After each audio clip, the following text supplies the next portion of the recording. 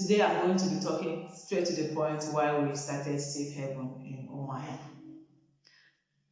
Most of you must have been following me all this while, and you believe with me that I actually took a break when I went out to join real estate. I'm still in real estate. Real estate is not a business you do full time. All of you know that.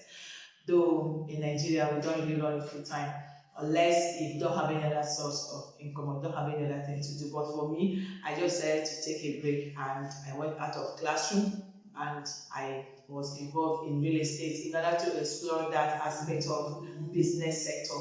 So I finally made up my mind to go back to classroom. Doesn't mean that I am not doing property sales again. You can get to me and I will also look for a group. But that's not why this video is all about. If you are seeing my face for the first time, my name is Frances. So in this video, I'll be talking about why we actually started SafeHaven Secondary School in Omaha. We have observed that we have a lot of schools in Omaha. I will explore all the schools in Omaha. It looks as if there is a difference or there's a demarcation between rich men's school and poor men's school. I understood that our governor is doing very well. I give him kudos for this video, though he did not sponsor this video, mind you. But he's doing well. He has made education free for public schools, especially primary and junior primary. That's what it means, is that from primary 1 to JS3 is free education. Free education in the sense that it's free tuition. That doesn't mean that you cannot pay for your uniform, you get your books, and get all the necessary things that you need to enroll your child in a school. What the government did was to remove that basic tuition fee, and that is what they did and what we did actually. But for senior secondary, they actually pay what they call administrative fee. I'm saying this because I am in the sector. I have people that are attending the government school. And the government is doing well for that, making sure that students have access to quality education by employing good teachers first. But SafeHaven Secondary School was founded to bridge that gap, because not every parent will send their children to government school. Because I've been able to interact with some of them, they will tell you that irrespective of what the government is doing, for now they don't still have the confidence to send their children to public schools. And most of the children that are there, the majority of them do not have good foundation.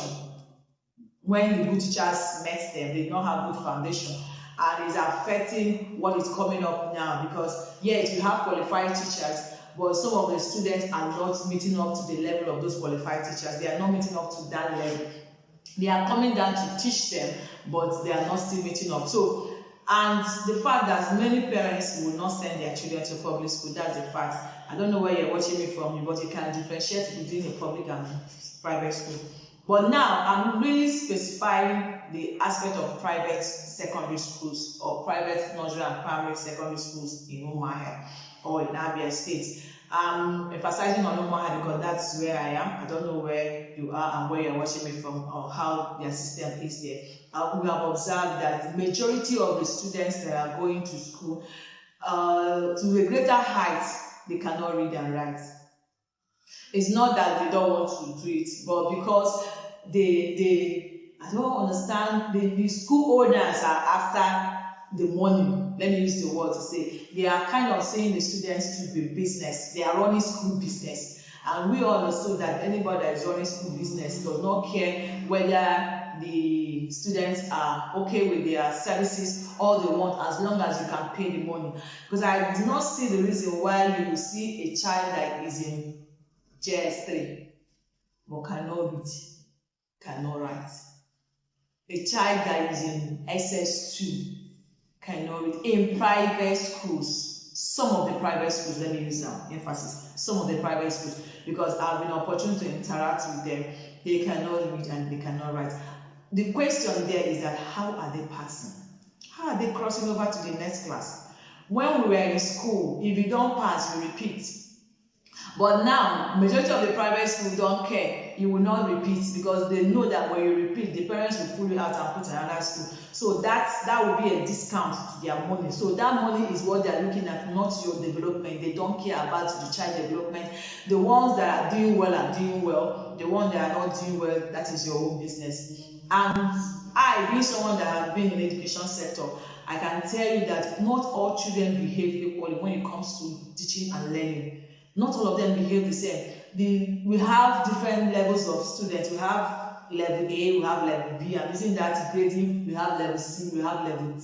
So if a teacher cannot come down to the level of level D and bring that student up to level A, is a big problem.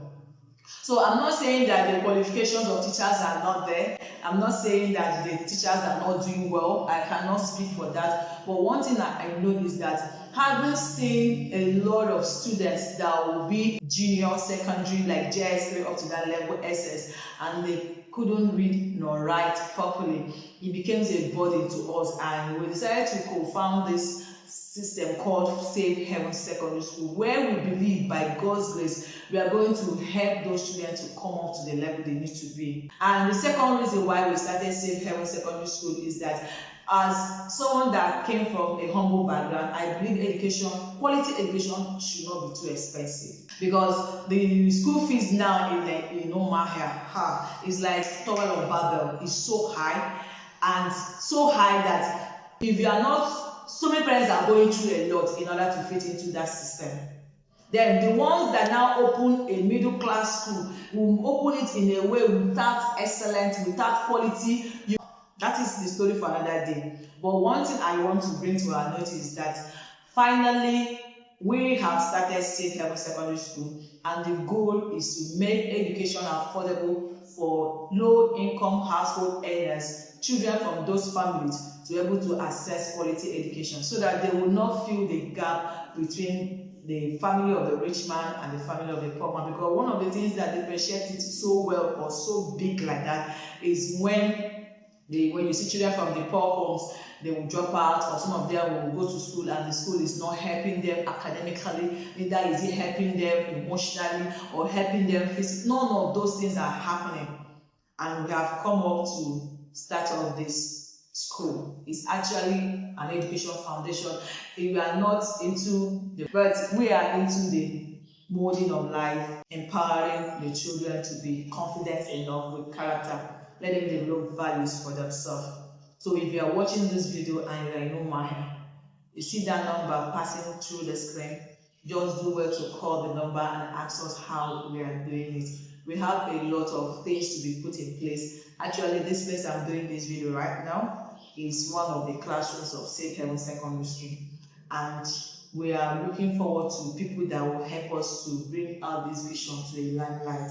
We started this vision in order to make school affordable for every Nigerian child, every Omahia or Alliance in Omahia. For now, we are starting Omahia and we intend to go all throughout Abia State, supporting what our governor is already doing. Yes, but we also need to come in and help to make sure that these children of Abia State, indigenes, will not be left out.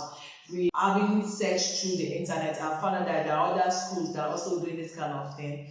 They are bringing quality education to affordable families or children from low income households. Why won't other states have their own? Are we not human beings? Don't we have people that can do it? So since we have a school like this in Abuja, we have in Lagos, now we are bringing our own in Abia State, so that our own children can also benefit, children from low income. So we lift the burden from our parents. Majority of the parents, they are going through what to feed their children, how to clothe them, how to cater for them, and they are also carrying the burden of paying school fees. And when it comes to sending a child to school, it's not only paying the tuition fee. There are other things that need to be put in place for the child to be comfortable in the school. So thank God that we have government that is working, but we still need to put other things in place. And that is why we have established SafeHaven Secondary School, SafeHaven Secondary Foundation, in order to make sure that every child have access to equal education.